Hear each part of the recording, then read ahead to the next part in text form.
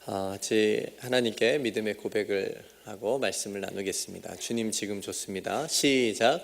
주님 지금 좋습니다. 지금 감사합니다. 지금 잘 되고 있습니다. 아멘. 반갑습니다. 이 밤에도 하나님께서 우리에게 귀한 은혜를 주시기를 원하고요. 우리가 예배를 드리는 것이 어떤 해답을 얻기 위해서 어떤 그런 행위는 아닌 것 같다라는 생각이 늘 듭니다. 예배는 하나님을 만나는 것이라고 생각이 되어지고요. 그래서 혹시 예배를 통해서 나에게 무언가를 주셨다라고 한다면 그 주신 것보다 주신 분을 우리가 바라보고 또 주신 분을 만나는 것이 예배의 본질이라고 생각이 되어집니다. 그래서 오늘 이 밤에도 하나님께서 여러분들에게 은혜도 주시겠지만 그 은혜를 주시는 하나님을 만날 수 있는 귀한 밤이 되기를 주님의 이름으로 축복합니다. 요한복음 20장에 따르면요, 부활하신 예수님이 먼저 마리아를 만나 주셨습니다. 사모하는 사람이 예수님을 만나는 것 같아요. 베드로와 다른 제자들도 이제 예수님 십자가에 달리실 때는 도망가기도 했지만 무덤에 묻힐 때는 또 이렇게 와서 과연 예수님이 이렇게 무덤에 잘 있으신지 또 이렇게 그런 궁금증을 가지고 찾아오긴 했습니다만 그럼에도 불구하고 가장 먼저 예수님의 무덤에 온 마리아를 예수님께서 만나 주시는 것을 볼 때 정말 만나기를 간절히 사모하는 영혼에게 하나님께서 만나 주신다라고 하는 것을 저희들이 다시 한번 깨닫게 됩니다. 그렇게 마리아를 만나 주시고 또 모여있던 제자들도 또 후에 만나 주시고 그 20장의 이야기 속에는 의심 많은 도마 이야기, 우리가 잘 아는 그 도마 이야기도 들어 있습니다. 오늘 본문에 보면 예수님께서 제자들에게 다시 나타나셨는데 그 장소가 디베랴 바다였습니다. 디베랴 바다는 갈릴리 호수를 의미합니다.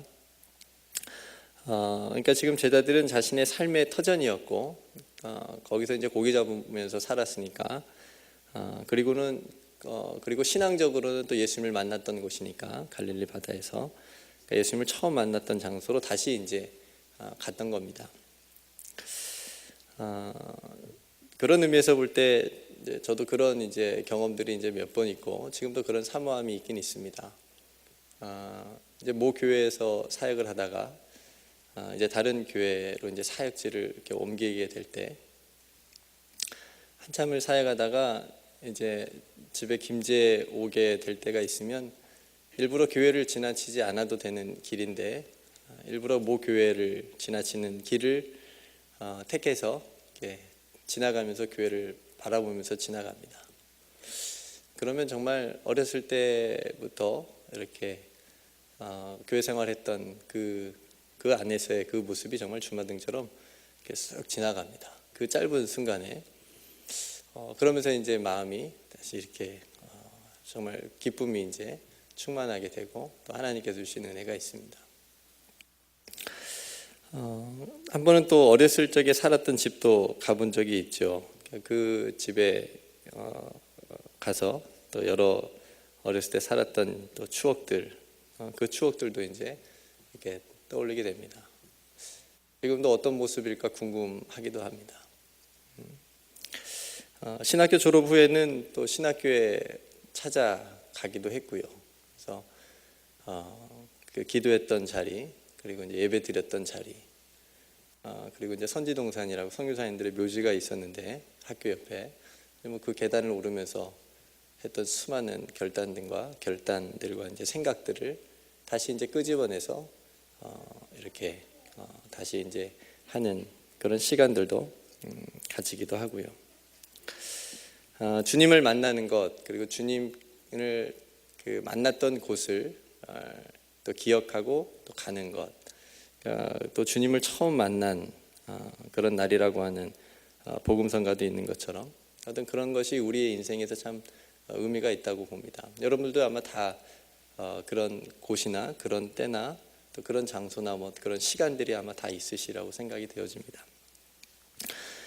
성지순례라고 하는 이름의 예수님이 이렇게 나고 자랐고 사역했던 그런 곳들을 우리가 성지순례라는 이름으로 가는 이유도 바로 이제 그런 이유이지 않겠습니까? 예수님께서 걸었던 길을 나도 한번 걸어 보면서 예수님의 숨결을 느껴보고자 하는 것, 뭐 그런 여러 가지 이유가 있겠지요. 처음 주님을 만났을 때 또 장소, 그때 상황들은 아마 잊지 못할 겁니다. 뭐 지금도 생각나는데 처음 이렇게 예수님을 마음에 구주로 영접했을 때 그때 회개 기도하면서 기도를 이렇게 했을 때 정말 평생에 흘릴 눈물을 다 흘릴 만큼 그렇게 흘리면서 주님을 만났던 그런 그때의 그 방석을 갖고 있었어야 되는데 눈물로 다 적셨던 물론 그것이 이제 하나의 어떤 우상이 되거나 그러면 안 되겠지만 내가 이 방석에서 무릎 꿇고 기도하면서 예수님을 그렇게 만나 주를 위해 살겠다고 그렇게 결단하고 그렇게 됐는데 그때는 이제 몰랐으니까 그런 아쉬움이 약간 남아있긴 하지만 어쨌든 그 시간들은 정말 제 인생에서 가장 소중한 시간이었다라고 하는 거죠. 그때의 그 구원의 감격과 기쁨과 은혜에 대한 감사로 내가 지금도 뜨거운가라고 하는 질문을 또 던져보게 됩니다. 제자들은 왜 갈릴리 바다로 다시 갔을까? 마가복음에 의하면 예수님께서 그 제자들보다 먼저 갈릴리로 가신다고 하셨고 또 거기서 만나게 될 것이라고 하는 말씀을 해주셨기 때문에 이제 그걸 기억하고 갔으리라고 봅니다. 그런 기다림의 상황 속에서 베드로는 다시 나는 고기 잡으러 가겠다 말했고 또 다른 제자들도 그럼 우리도 함께 가겠다 베드로를 따르는 그런 장면을 오늘 본문에서 보여주죠. 이 부분의 해석은 뭐 여러분들도 묵상을 하시면서 각자의 하나님께서 주신 은혜가 있으시겠지만 마치 베드로와 다른 제자들이 예수님을 잊어버리고 다시 어부의 옛생활로 돌아갔다고 말하는 해석들이 참 많이 있습니다. 난 다시 고기 잡으러 가야 되겠다. 근데 그렇게 확대 해석하는 것보다는 예수님을 기다리면서 그래도 생계 유지를 해야 되니까 그 생계 유지하는 것으로 생각하면 좋겠다라는 생각이 듭니다. 물론 그럴 수도 있겠지만 그런데 이전에 베드로와 제자들은 부활하신 예수님을 만났거든요. 만나기 전이었으면 그런 해석이 가능할 수도 있겠는데 부활하신 예수님을 이미 만난 후니까 뭐 고기 잡으러 가는 것도 고기 잡는 것이 나쁜 일은 아니니까 예수님을 기다리면서 그렇게 고기를 잡으면서 생계를 유지했을 거라고 생각이 되어지고요. 그럼에도 불구하고 제자들이 그물을 내리면서 뭔가는 생각했을 거라고 생각이 되어집니다. 아마 제가 이제 어렸을 때 다니던 모교회를 생각하면서 바라보면서 그 어렸을 때 신앙생활이 머릿속을 싹 스쳤던 것처럼 아마 제자들도 지금 예수님을 처음 만났던 그 바다에 와서 그물을 다시 내리면서 그런 생각들이 확 들지 않았겠습니까? 예수님과 지난 3년 동안 함께했던 그 시간들을 아마 싹 머릿속에 떠올렸을 거라고 생각이 되어집니다. 부활하신 예수님을 만났음에도 왜 자신들이 지금 이제 그물을 내리고 있는지 이제 그런 생각들을 했을 거라고 생각이 되어지고요. 고기나 많이 잡았으면 그물을 내리면서 고기나 많이 잡았으면 생각이 좀 많이 안 났을 텐데 어쩐 일인지 처음 예수님을 만난 날처럼 제자들은 그날 고기를 한 마리도 잡지 못했습니다.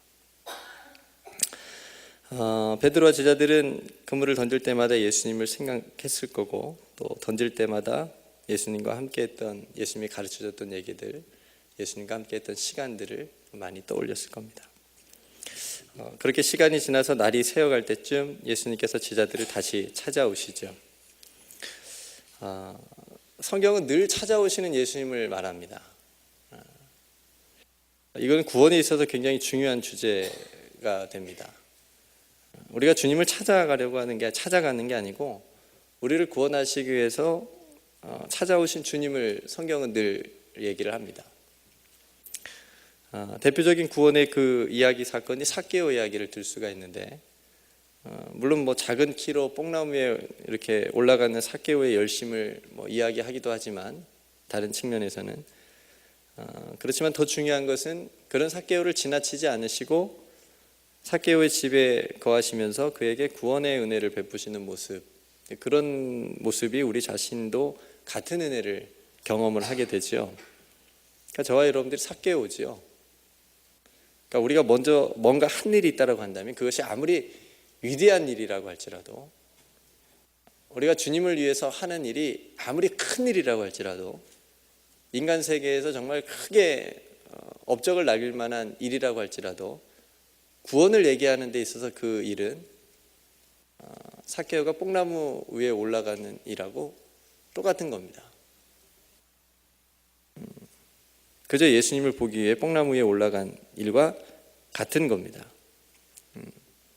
그리고 하나님께서 우리에게 구원을 베푸신 것은 우리가 한 일과는 비교할 수 없을 정도로 굉장히 큰 은혜라고 하는 거죠. 우리가 이걸 늘 기억하고 있으면 교만할 수 없습니다.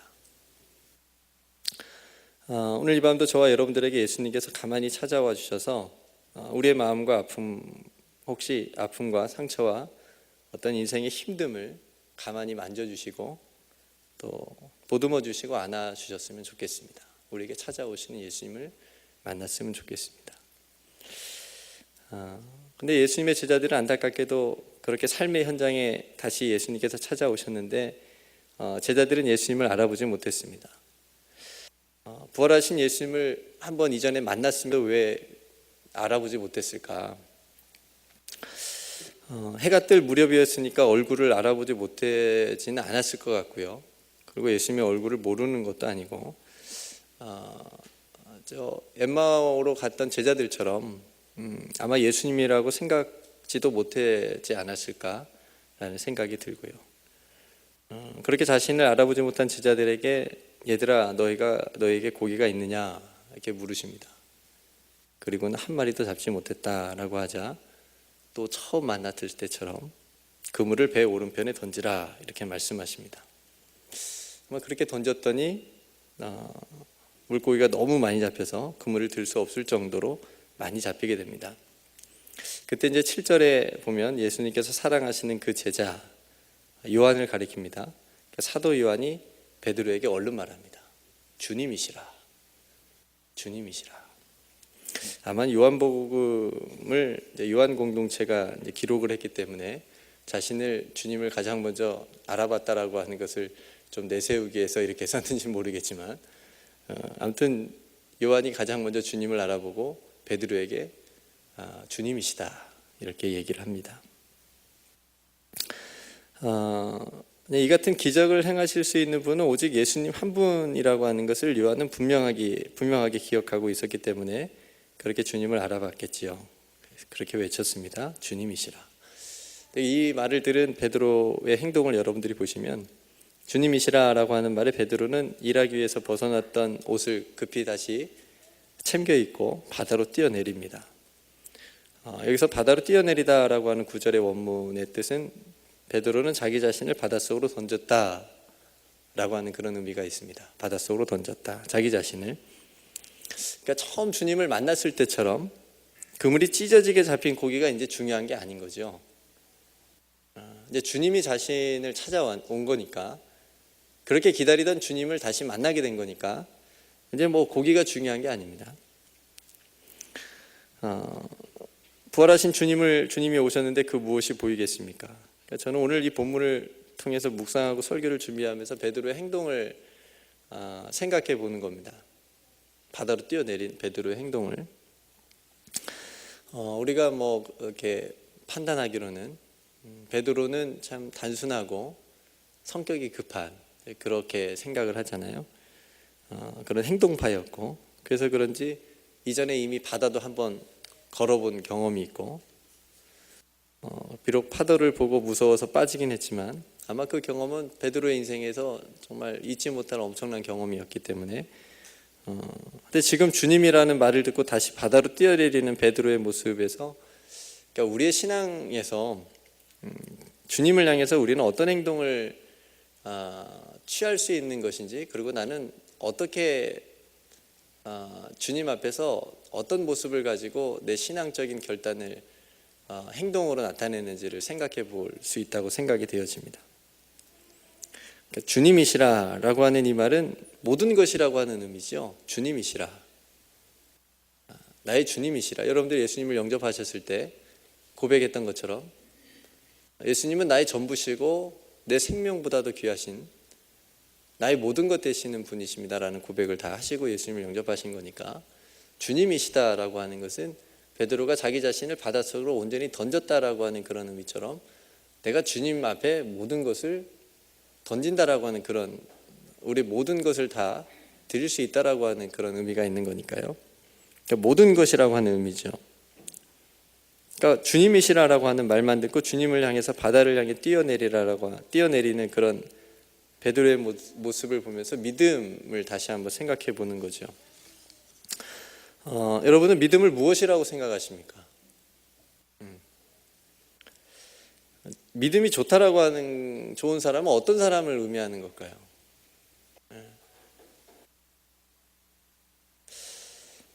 어떤 직분이 크거나 어떤 직분이 좋은 믿음을 보장해 주는 것이 아니다라고 하는 것을 요즘 매체에서 확실하게 보여주고 있긴 합니다만,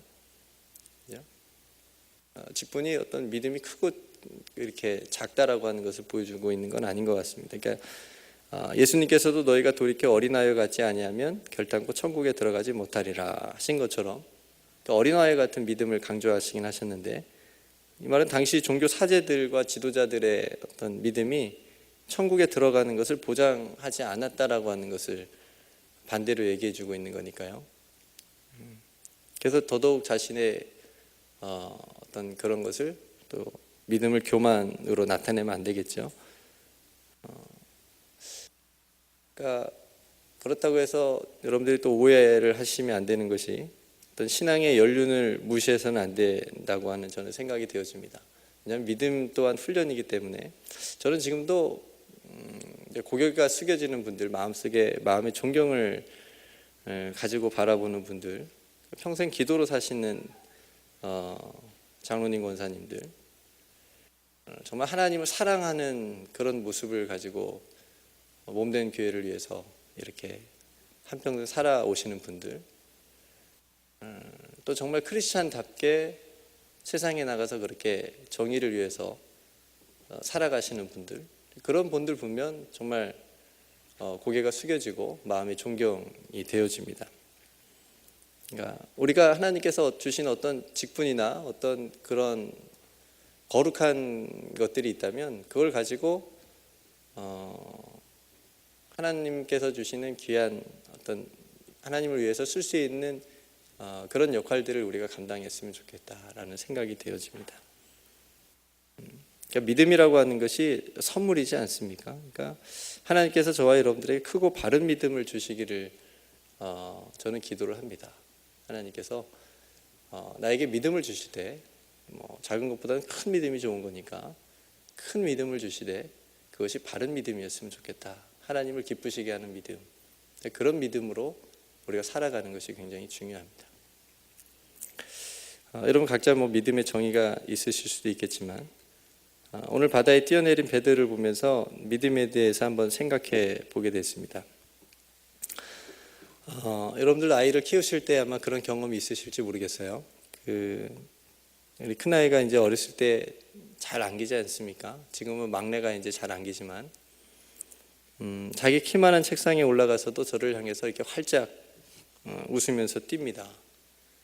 무서울 법도 한데 그런 두려움이 전혀 없는 환한 얼굴로 그저 저의 얼굴만 보고 이렇게 홀짝 뛰어서 안깁니다. 저는 이게 믿음이라고 생각을 했습니다. 이게 이 믿음이구나. 아빠를 보면서 아빠를 향해 뛰는 것.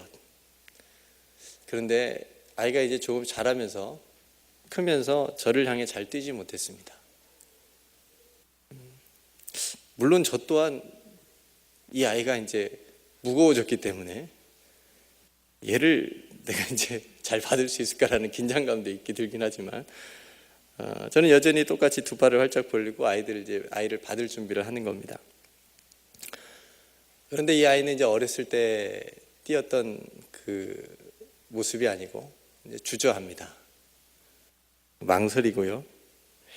그렇다고 이 아이가 아빠를 못 믿어서 그런 건 아닌 것 같고, 뭐 약간의 의심도 있을 수 있겠지만, 과연 아빠가 잘 나를 받아줄 수 있을 것인가? 아니면 이제 아빠보다 어렸을 때는 아빠의 얼굴만 보고 그냥 두려움 없이 뛰었는데, 이제는 자기의 눈에 한 가지가 더 들어온 거죠. 높이가 들어온 겁니다. 자기가 이제 올라가 서 있는 높이가, 그 높이가 이제 눈에 들어온 겁니다. 그래서 생각합니다. 만약에 아빠가 나를 받아주지 못한다면, 나를 놓치기라고 한다면 나는 이 높이에서 떨어져서 다칠 수도 있다 라고 하는 생각을 할 수 있습니다. 그래서 망설이고 주저하는 겁니다. 성도 여러분, 믿음을 생각할 때 이런 비슷한 면이 우리에게 있는 것 같습니다. 우리가 처음 예수님을 믿어서 은혜 받은 성도들이 굉장히 믿음이 뜨거울 때가 있죠. 여러분들도 처음 예수님을 믿어서 정말 되기만 하면 막 뜨거웠던 적이 있지 않으셨습니까? 눈물이 있고 막 감동이 있고 십자가만 봐도 막 눈물이 나고요.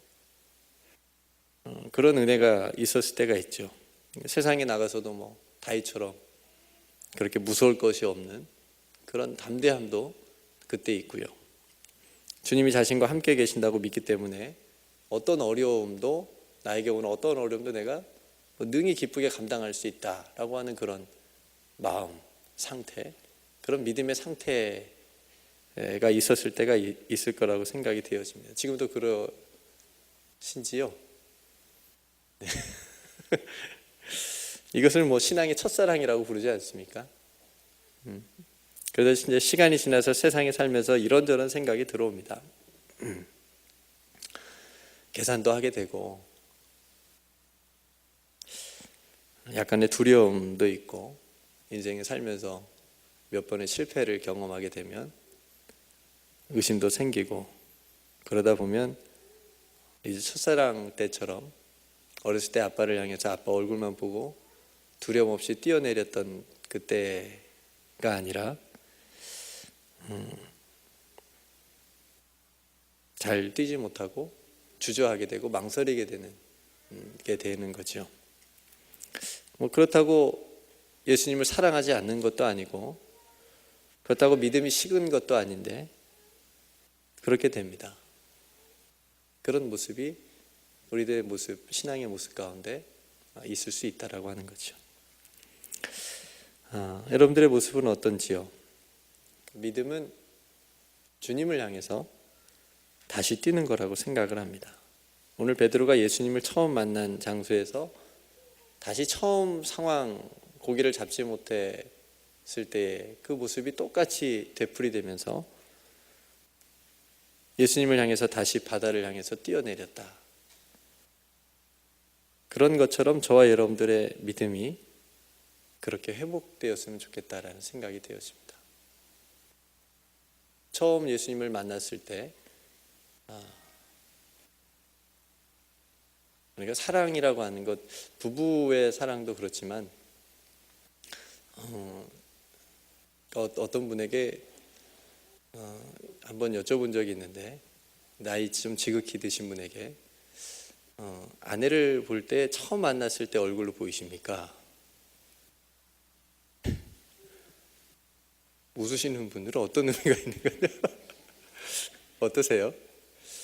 저는 처음 만났을 때 얼굴로 보이긴 합니다. 지금까지는 감사하게도.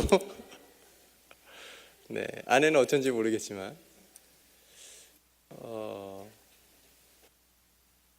그 마음과 그 마음이 있기 때문에 이제 그렇게 보이는 거겠죠. 눈보다 마음이 중요한 거니까.